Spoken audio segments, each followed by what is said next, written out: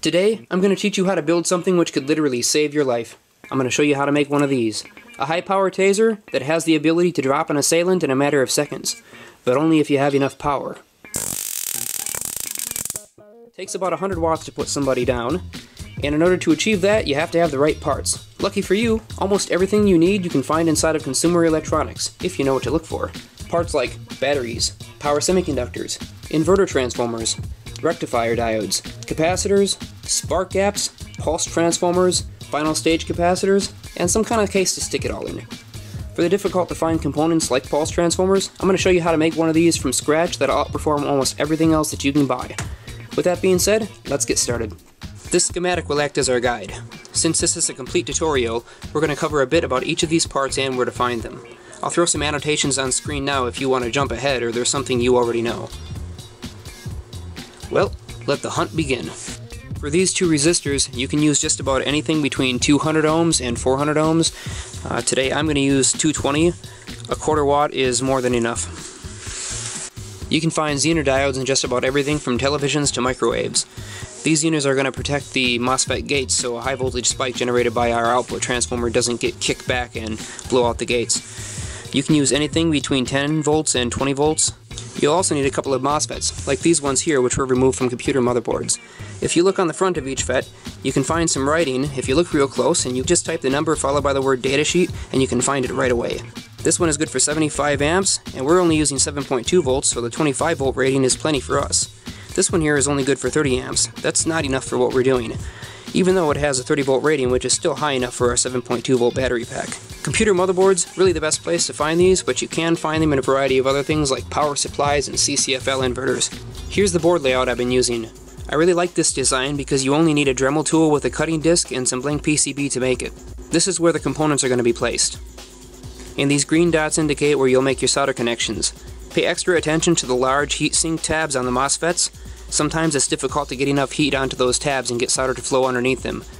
It usually helps to add a little bit of flux or tin the pads first. Now let's cover inverter transformers.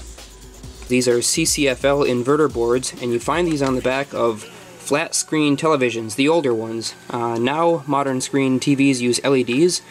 Older TVs used to use really thin fluorescent tubes and they were powered by these high voltage transformers. Now each of these transformers takes in somewhere between 12 and 28 volts and it generates about 2,000 to 3,000 volts output, and we're going to remove the original primary coils. We're going to have to cut open this case because it's in the way so we can't unwrap those wires. So we'll just slice straight around with a razor blade. Got a mark on there, and then we'll score it a couple times so that we can eventually snap through it.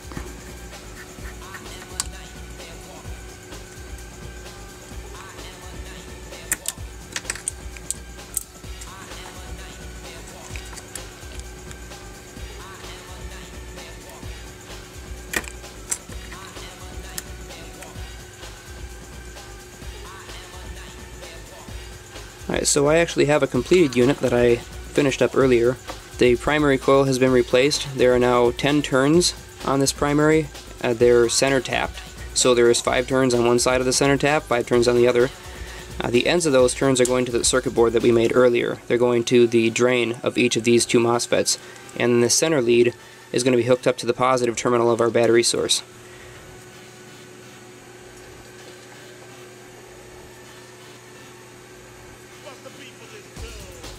I've attached these two arc-over wires. They're separated by about 1/8 of an inch. You have to have some sort of discharge gap because if this transformer is powered by this circuit and it's open, you can have internal arcing. Alright, let's hook it up and see what it does.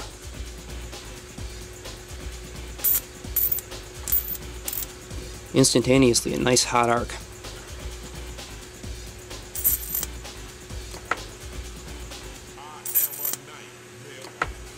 This transformer generates high-frequency, high-voltage alternating current.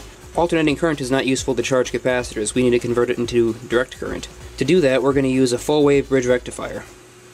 This rectifier here is made of 4 of these 12,000 volt diodes. Here are some other diodes that you can find inside of older televisions. These ones are also rated for 12,000 volts. And if I were to configure them in a bridge rectifier assembly, AC goes in here, and positive comes out here, negative comes out here.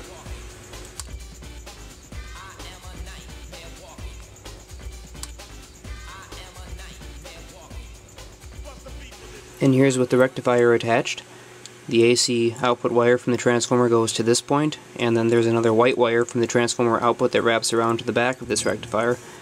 And then here is our positive output and our negative output. Let's talk about caps and gaps. You'll need a high voltage capacitor, maybe one like this, which is a 470 nanofarad 1000 volt cap. Or maybe one like this, which is what we'll use today, a 390 nanofarad 1000 volt cap. You can usually tell the ratings based on the numbers that are on the outside. This one's obvious, 0.39 UF, which is the same as 390 nanofarads, 1000 volts. Sometimes they're not quite so straightforward, like this one here, which is a 470 nanofarad, 1000 volt cap. Though it doesn't say 1000 volts, if we look up this model number, the PHE 450-1000 by RIFA, the datasheet does verify that it's a 1000 volt cap. This polypropylene cap looks similar to the other two, but we can see here it says 275V. The ratings on this capacitor are no good for tasers. If you have enough of these 275V caps, in our case we would need 4 of them to get a 1000 volt capacitor. You can put them in series, but you have to make sure that the capacitance value is the same. Spark gaps are a handy way to discharge the capacitor into the pulse transformer. If you look on the sides of each gap, you can usually find some ratings. Like this one here says ST102. Well, the first 2 digits here are the value, and the third digit is the number of zeros you add after it. So this would be 1000, a 1000 volt gap. Some gaps just have the numbers or the value written straight on the side to tell you what they are, like this one here, which is 350L, a 350 volt gap. Or this one, which is what we'll use today, a 1780 volt gap. But there's a problem. Our capacitor is clearly only rated for 1000 volts DC. The lucky news for us is I've tested this cap, and this can safely take 2000 volts DC. According to the manufacturer, it also has a quite high pulse rating. Don't assume your capacitor can take more voltage than it's rated for until you test it. Polypropylene capacitors like these are really nice because they have a self-healing capability, meaning if you blow them out, and you'll tell if you do by a little cracking sound, you can still use them. If you can't find a spark gap, you can also make one by using a piece of circuit board and taking a Dremel to it to cut out the center. Here's just 2 wires soldered to those tabs, and this works really well. Figure about 3000 volts per millimeter. This spark gap here was pulled from a wireless cable modem, and this spark gap here was pulled from a furnace ignition power supply. Alright, now we're going to cut the core for our pulse transformer. We have a piece of 1.5 inch nylon rod centered in the chuck and ready to go. That material looks like this.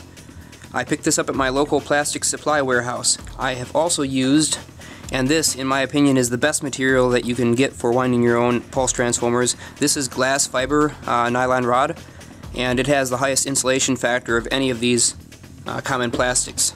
And this is the tool that we're going to be using today. I made this out of a 1/2 inch wide, 1/8 inch thick piece of tool steel. It's cut on the belt sander. You can see I've grooved it down. It's 2 millimeters wide at the tip. It has a very flat, sharp edge.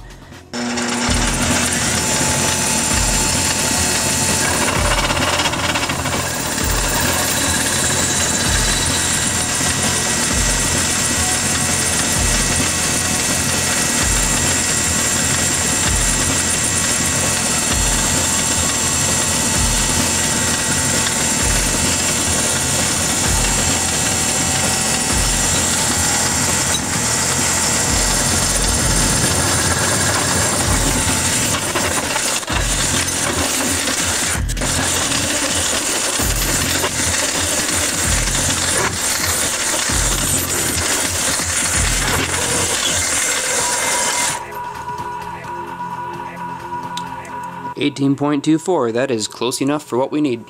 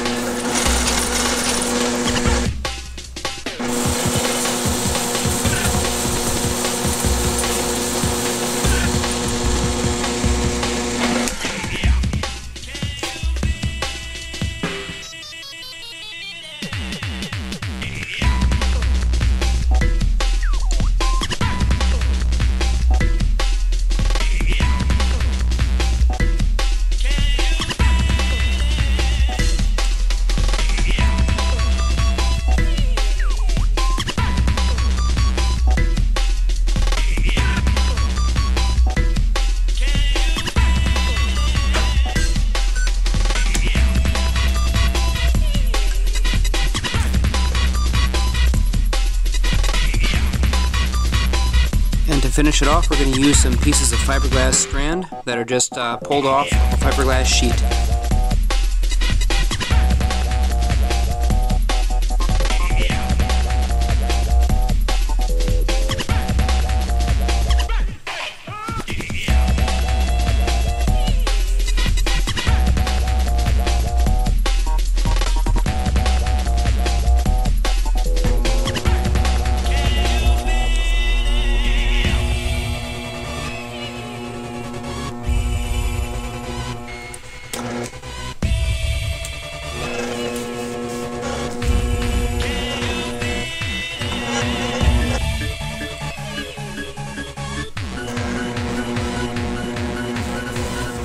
And here's our completed pulse transformer. When the epoxy was finished curing, I sanded up the sides just to make a little more space inside the Taser unit itself. And you can see it's hollow straight through, so we're going to put a primary coil like this one inside of here. It's made out of this silicone wire and a ferrite rod from a computer power supply.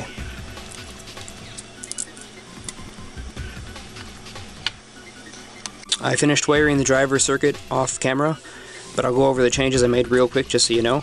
I added some copper cooling pads to the drains of both the MOSFETs. That's going to give some of that thermal energy a place to go and give us a slightly longer duty cycle. I've also added this MOSFET, which I'm going to connect to this little switch, which will go inside the case. That allows this very small switch to control the 30 to 40 amps that are going to flow into this circuit when it's operational. Micro switches come in a lot of different varieties, but just about any momentary switch will work just fine. Large, small, gold? Yeah, they come in gold, and that's what we use today. These are from a projector, and I like them because they're really, really flat, which allowed me to squeeze one into a case in a place where I otherwise couldn't fit a switch. The purpose of these capacitors in our circuit is to store up charge from the pulse transformer and release it in one big burst. They'll increase the peak output current quite a bit, but in consequence they'll decrease the peak output voltage.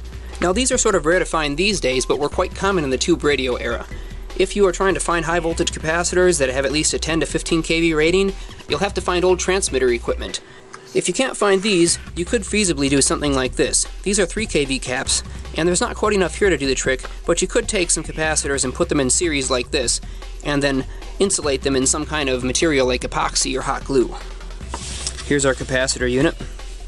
It's 3 15 kilovolt capacitors, just these guys, chained in 3 with a piece of plastic wrapped around them, and then the extra epoxy I had from winding the transformer I just poured into this case, giving me a nice insulated layer, and here are our 2 output leads on the ends. That slips right into the case real tightly like this, and it's going to attach to that piece.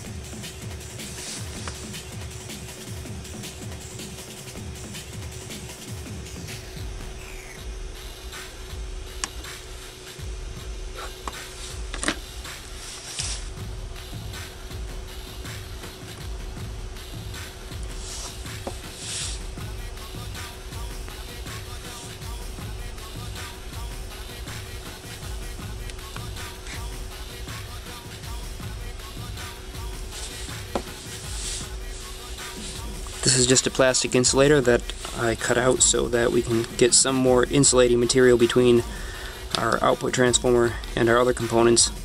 If we don't do this, it's very likely a spark will jump across the gap and create a problem for us later down the line.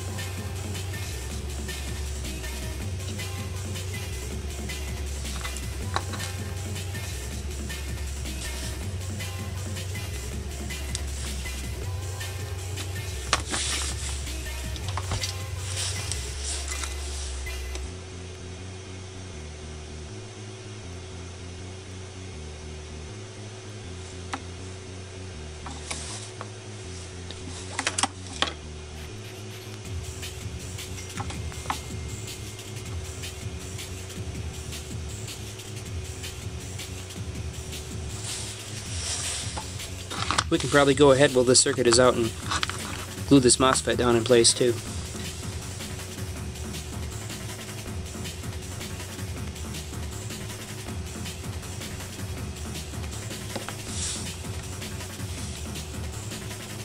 Time to install the switch.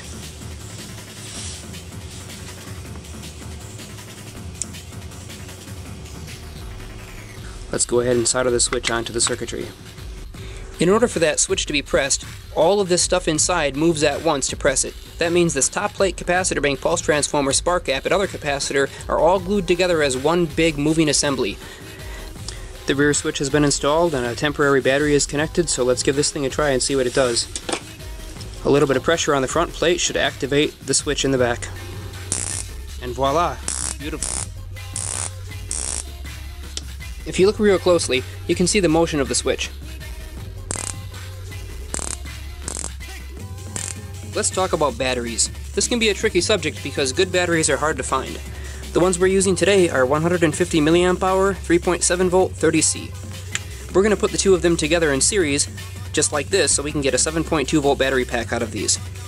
Now 30C at 150 mAh gives us a continuous rating of 4.5 amps, which is far short of the 30 to 40 amps that we need. The good news is that these batteries will safely supply 40 amps as long as you keep the duty cycle low, in our case 5 to 7 seconds at the maximum. Even during 7 seconds of operation, they'll get quite warm, so as long as you give them time to cool down, they won't suffer any damage. Common batteries, like this one from an MP3 player, even under dead short, can't really supply much more than 10 amps. E-cigs contain a single cell battery like this one. This is a LiPo battery, 3.7 volts, 1 watt hour. These batteries are good for about 10 amps apiece. So, in order to supply yourself 30 to 40 amps, for short duty cycles you need 6 of these. 3 in parallel, and that's in series with 3 more in parallel. That will give you the necessary current. You can also use these. This is a single cell lithium ion from a laptop. In a pinch, you can get away with using 2 of these batteries. To keep our batteries healthy, we'll use one of these generic battery protection circuits. This is about $2 on eBay, but you can also find them in anything that has a LiPo or lithium ion 7.2 volt battery pack. I've taped those 2 batteries back to back and wired them up to one of those protection circuits and installed it into the Taser, which you can see here. In order to charge it, I didn't have much space for a charging port, so I just used one more of those gray pieces of plastic and installed one of these tiny little pin headers, which is from an LED strip controller.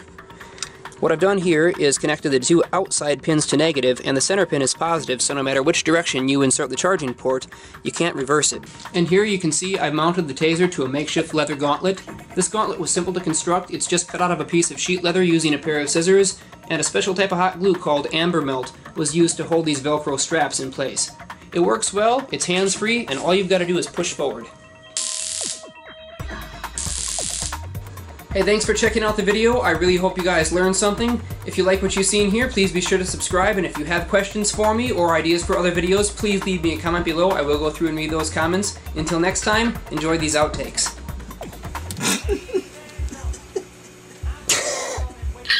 So much editing.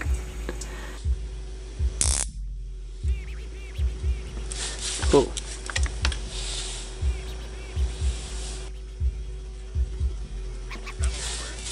Oh. This is the weirdness going on in the lab right now.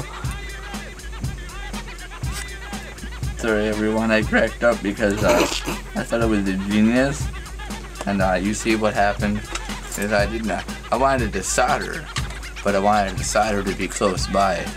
Fortunately it kind of grabbed me. Where is that transformer of yours? It's around here somewhere, Jeremiah. In the meantime, look at this transformer. Yeah, we're not at all ready to power this thing up. Soon. What? I was like, this is great, and then like it soldered on, and I was like, oh, now I'm attached to it, and it had me by the finger.